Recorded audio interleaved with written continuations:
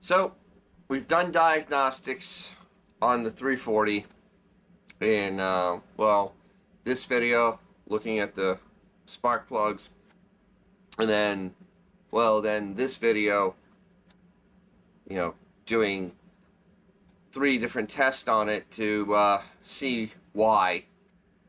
Well, it turns out I'm pretty sure it's the intake manifold gasket. I went and put a aftermarket bolt on the intake manifold near number 6 where we have the oil intrusion. I'll show that in a second. And that reduced the wiggle on the vacuum gauge, not to about, an inch back and forth, which is still too much. But it did go down, which tells me it is the gasket because, we're there. All the signs are pointing to it. So what I'm going to do is I have most of the engine taken apart. It's going to be really fun because I have air conditioning, which is in the way of the front of the intake manifold. And I'm going to show basically, we're going to remove it and we're going to look at that gasket and see where the damage is.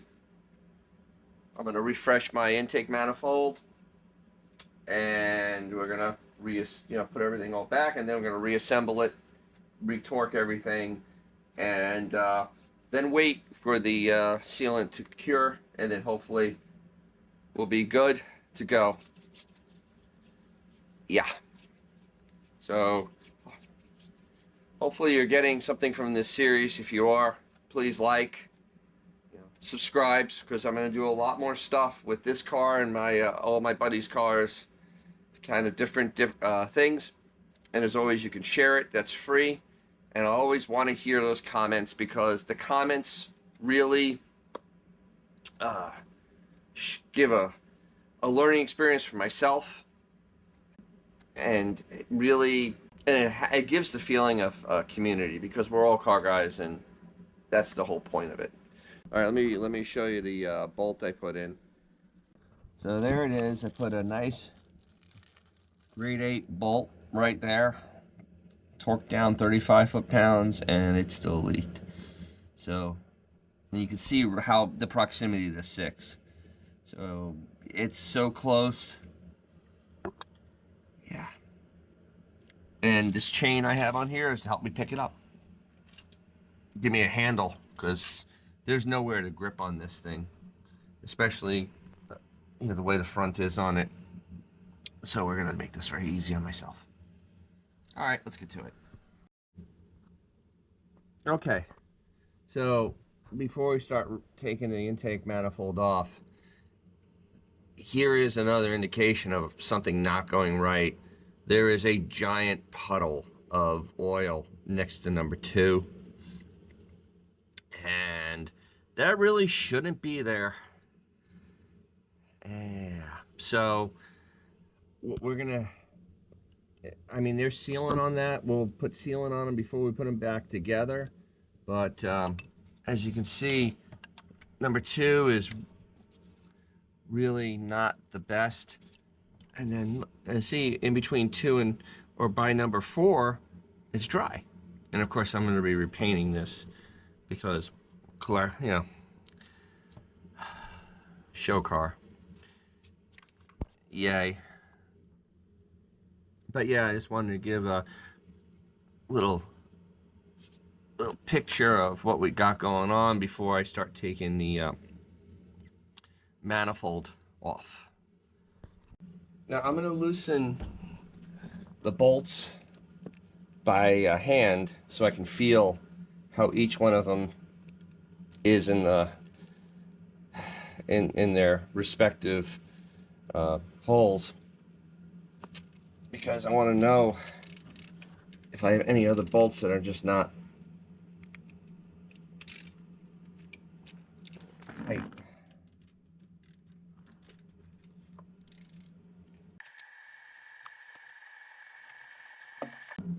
I can smell the oil.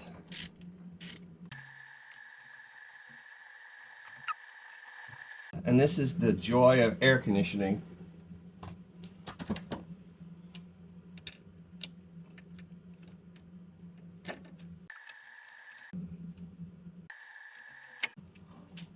The smell is just horrible. They all felt about the same, which is good. So now I'm just gonna zip them out and then take the manifold off. All right, it is off. And this is when you really get upset at your engine builder. He cut open the heat crossovers. No wonder my intake manifold was baking, because he cut those open when I had a gasket set that blocked them off. And then we look in here, this is number 6, and that is that's kind of nasty in there. I mean, that's really nasty. 8's only a little bit better, but not much. 2 is not great. I mean, 4 is not great, and 2 is kind of but you can see the threads in this one are that's why I had to go longer. But you can see how there's it looks like I got passed by. See how that doesn't look right?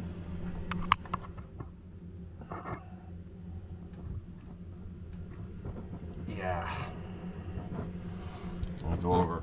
Okay, I'm gonna look at the driver's side. This is the odd ones. 7 doesn't look too terrible. Actually, 5 doesn't look that bad.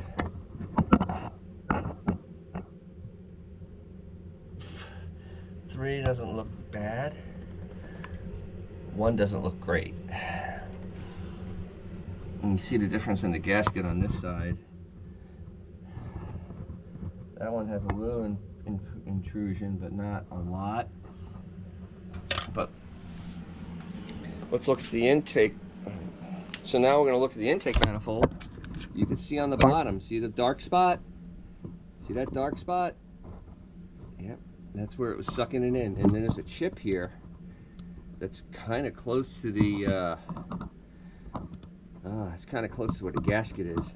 That's going to be fascinating. Yeah, these are supposed to be blocked off. See how it transferred there, but this is very close. So, yeah.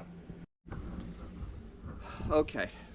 Well, I'm gonna just a little the finishing of the update, because I'll show that removing it when I first removed everything, and how bad it looked. So now I've gone and I've repainted my intake manifold to make it look nice. Cleaned it, and I really dove deep into this area above the crossover that is still filled with oil. I've used about 6 rags on there, and I can't get the oil out. It's in there. So hopefully it won't become an issue, except number 6, which I have now been soaking in carb cleaner. So I've pulled this valley tray off. I pulled the valley tray off to look at the cam, and the cam looks beautiful, has no wear on it at all. So the break-in was beautiful. It's a crane cam, Rhodes lifters, and this valley tray is a nightmare to put on and off, but it has a couple of uses. First, it helps keep oil from splattering up on the bottom of the intake manifold, and the second thing is it helps keep heat from coming up from the bottom of the engine to on the bottom of the intake manifold. So it does a bunch of things, and it's one of the neat things about a Chrysler small block, especially the 340, where they use this. It also has a windows tray on the bottom. So, yep. So we're gonna hopefully get the gasket set on and put the intake on soon. It's just, you know, I'm not 21 anymore, and that sucker's heavy. I should have gotten an LD 340, because cast iron is that's a big lump to bring over these giant fenders. Yeah, it's heavy. It's really heavy. Yeah, so that'll be done in the next day or two, and we'll take the sucker out and see how much different it runs with all 7 cylinders actually getting air and fuel, not one of them getting air, oil, and fuel. So we're making great progress though. This is good. So hopefully you pick something up from this. You know, as we get closer to 500 subscribers, which is a small milestone. You know, I'll do a AMA, Ask Me Anything, from the garage, live, and we'll see how that goes. So we're, you know, help me get there so we can have a little fun, a little live fun in the garage and talk cars and things of that nature. Okay, so if you have a classic car or something cool, remember to take it out, because you're going to make someone's day, probably even your own. And I'll catch you down the road.